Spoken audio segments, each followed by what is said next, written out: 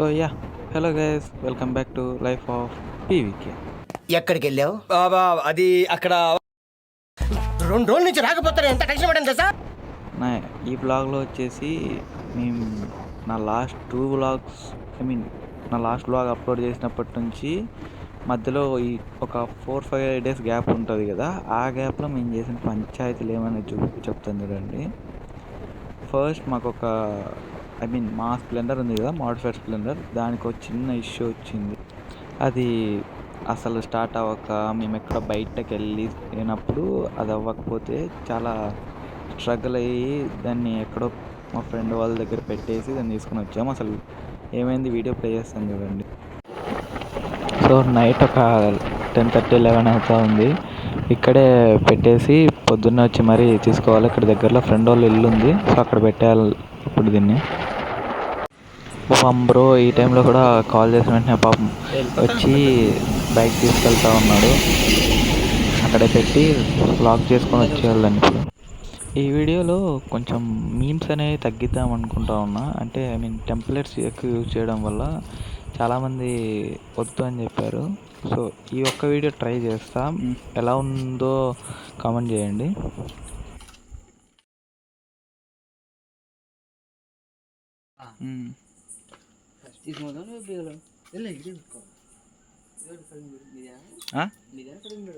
కడిమలేదు మాదే అయిపోయిందంటే తీసుకొని వచ్చినామా.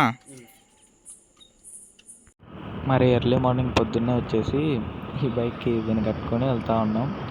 రాయలచెరువుకి వెళ్ళి అక్కడ దీనికి ఏదో వైరింగ్ ప్రాబ్లం ఉన్నట్టుంది, అక్కడికి వెళ్ళి ఇచ్చేసి రిపేర్ అయిపోయిన వెంటనే మళ్ళీ రేపు అలా వెళ్ళి తీసుకొని రావాలి. నేను వచ్చేసరికి మొత్తం రిపేర్ చేసేసి పెట్టారు. ఇప్పుడే టెస్టింగ్కి తీసుకెళ్ళాడు. దాని నెక్స్ట్ డే వచ్చేసి మరి ఇంకో బైక్ మాకు తెలిసిన వాళ్ళ బైక్ ఇచ్చి మాకు దాన్ని సంథింగ్ ఏదో రిపేర్ ఉంది తీసుకొని రా చేపించుకొని రా అని బండికి ఇచ్చారంట. ఇస్తే దాన్ని తీసుకుని వెళ్ళాము. ఇక్కడ స్టార్ట్ అయినప్పుడు బాగానే అయ్యింది, కానీ దారిలో మాత్రం ఘోరంగా చుక్కలు చూపించేసింది మాకు. అరౌండ్ ఒక 20 స్పీడ్ కూడా హిట్ చేయట్లేదు. దాన్ని కూడా కొంచెం తోసుకొని వెళ్ళాల్సి వచ్చింది. ఆ వీడియో కూడా ప్లే చేస్తాను చూడండి.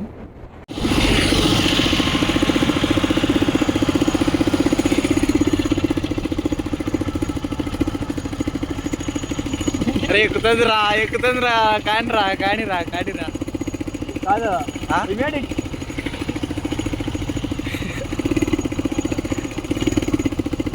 రే నేను నడుచుకుంటూ వస్తారా ఊరికి నా వాటి.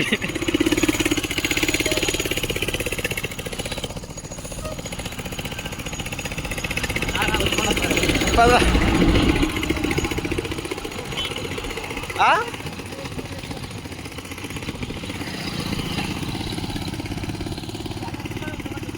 పద పద లాక్కొని వెళ్ళిపోవట్లే.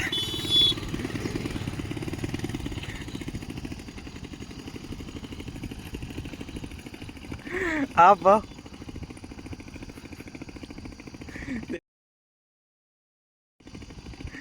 రే ఉండరా, వెళ్ళిపోతారా నిజంగా.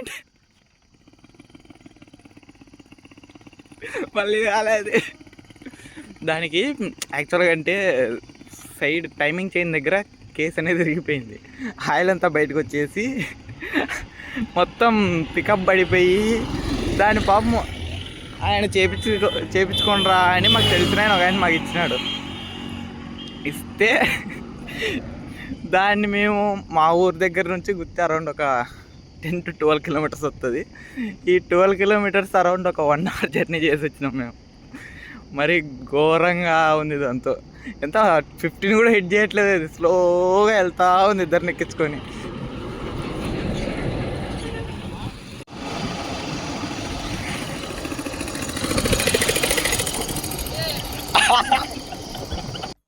గురువుగారు అంటే నాకు హరి గుండెల మీద తన్నేవరా. సో ఇవన్నీ కాదని ఈరోజు ఎక్కడికి వెళ్తున్నామంటే చిన్న వీడియో షూట్ అయితే ఉంది. Reel shoot. మా ఫ్రెండ్స్ కూడా కొంచెం ఫోటోషూట్ అయ్యి చేస్తానంటే నేను కూడా ఒక చిన్న రీల్ తీద్దాంలే అని స్టార్ట్ అయ్యా. సో అక్కడికి వెళ్ళిన తర్వాత ఏం రీల్ చేసాము, ఆ తీసిన రీల్ నేను ఇన్స్టాలో కూడా పెడతాను. నా ఇన్స్టా లింక్ డిస్క్రిప్షన్లో ఉంటుంది, ది గ్రే అవుట్. సో వెళ్ళి ఒకసారి విజిట్ చేయండి.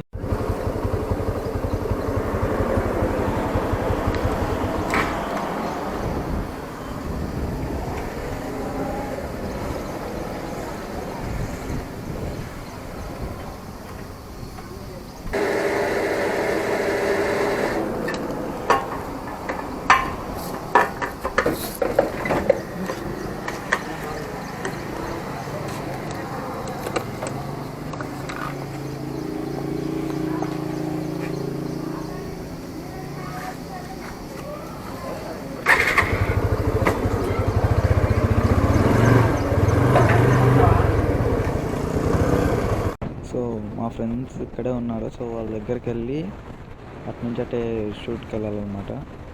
నాకు వీళ్ళతో వచ్చిన భయం ఏంటంటే మరీ దూలగాలు. నాకు తెలిసి ఐసో స్పీడ్ తర్వాత ప్రపంచంలో వీళ్ళంత దూలగాలు ఉండరన్నమాట.